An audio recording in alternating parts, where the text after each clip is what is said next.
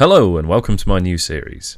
At the moment I play in a Milsim Light armour group called the CMCR, themed around the Canadian military. While what we do doesn't even come close to what you do in the real military, a certain level of competency is required to enjoy the game within a Milsim Light setup. I've recently been gifted the role of 2IC for my section, meaning I am second in command of a group of roughly 8 players, and first in command of my fire team within this group.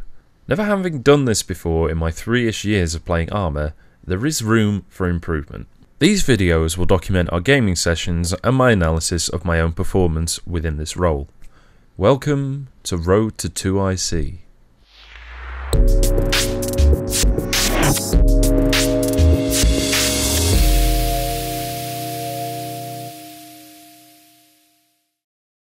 So our group, the CMCR, was deploying to Helvantis, which is a snowy map on Arma 3. It's actually quite nice. It's themed around a German town with this big river in the middle and some destroyed buildings, as well as our fob, which is on the east side of the map. So what happened in previous missions was the Russian offensive had come from both the south and the west and had recovered area all the way up until the town of Grammendorf, which we were currently holding. Our mission was to perform a staggered defence and make sure that the town was evacuated of civilians. So our first thing to do was to hold at Point Alpha while the hospital and government building behind us were evacuated of civilians. After a while we were ordered to pull back to the hospital to assist in the final evacuation of civilians. While there we were taking heavy fire, so as soon as the evacuation was complete we moved back to Point Echo. Then while at Point Echo we were ordered to wait until 3 trucks with sensitive materials passed.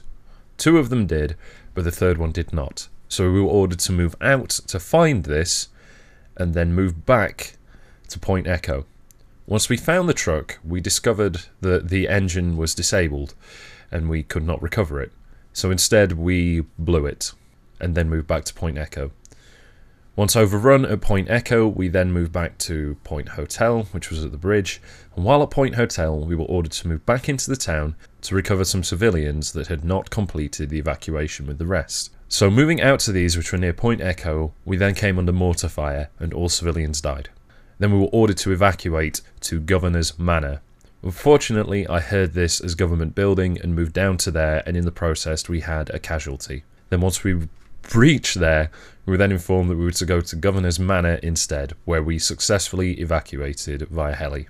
So a few points. I mean, the briefing was a success. I explained it quite well to everybody and came up with a reasonable plan for what we were going to do. Everybody understood what we were doing. As we went through the mission, I had each squad member being concerned about whether she should move back to the previous point, so that's a plus in that they at least knew what the previous point was, even if they were panicking a bit. So the second point is I really need to work on my radio usage and professionalism. As Rabbit points out, when I'm on the shortwave channel, I am extremely formal by accident. I will say over and out when I really shouldn't be. It's informal. Whereas on the long range, I am trying my best to be as formal as possible by saying over and out. But I still muddle my words and get my call sign of Saber 2 wrong. I will sometimes say, you meant to say things like, this is Saber 2, Saber 1, do you read? Or something like that. Or Saber 1, this is Saber 2, we have a message over. Whereas sometimes when replying to Saber 1 or just Saber, I will say their name when I should be saying mine. So I kind of need to actually work on using the radios, but at least I kind of get the message across mostly. So defense-wise, we did fine in the first point. We adapted when Hansen died by moving Hjort down to pick up his MG and carry on with the defense elsewhere. We also adapted when our positions were shit, such as one of the buildings you couldn't fire through a tree, and in other cases you didn't have a line of sight on any body at all. Mostly I left this up to the 2 teams' discretion, because the way we operated was me and then 2 teams of 2.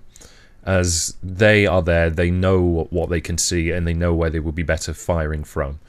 The only thing I was there to do was to coordinate both of them and make sure that we held the line until we were told by Saber to move back. As another thing, I really do need to get better at AT. The shot I made completely missed the armor heading towards us, whereas Hjort's was actually very good and struck the side of it, destroying the AT. I'm also very proud of our positioning when we were at Point Echo and we only had 3 people available. We managed to cover all angles and suppress the enemy until we moved back and regrouped with our reinforcements. However, we did encounter an AI fuck-up. What I should have really learned from this is for us to be patient and not approach the AI as we did. Or at least if we do what we did, we make sure that we have 2 guys on standby watching them in case they woke up, because what did happen was they woke up and mowed us down. Fortunately, I managed to call over the radio for everybody to get into cover, and Hjort and Cuban and myself survived. I also need to work on calling info out over the radio better and shorter. I tend to really muddle my words as I do it, and it takes me some sort of 15 seconds to get a message across that should only really take 5. Such as there's a bomb over there by the block of the tower. It should be demolition block, base of the tower, watch out, blue team, for example. But unfortunately, my stress management is absolutely awful.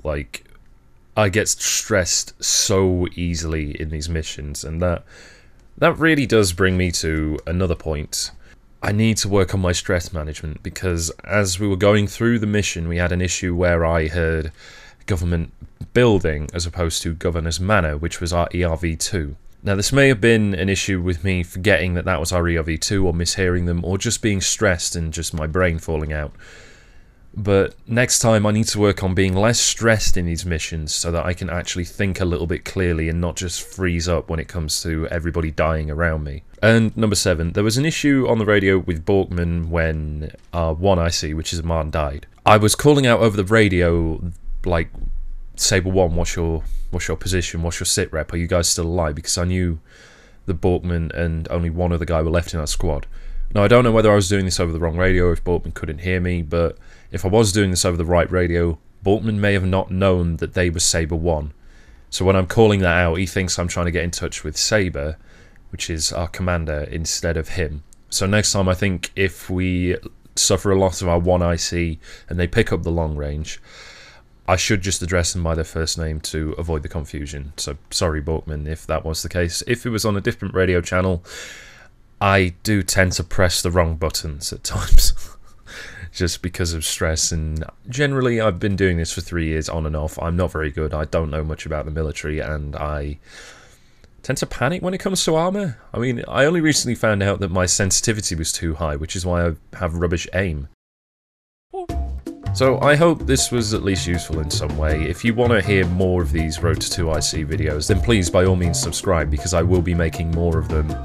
Maybe not for each mission, but at least the ones that deserve it. As well as this, I do have Arma 3 snippets. I'm not going to be editing the full missions anymore, because between the snippets and Road to 2IC, I just don't have time. So yeah, subscribe if you want to see more of this, and give it a like if you enjoyed. I hope this at least helps people, because there don't seem to be too many videos on people having minor command roles within the Arma community.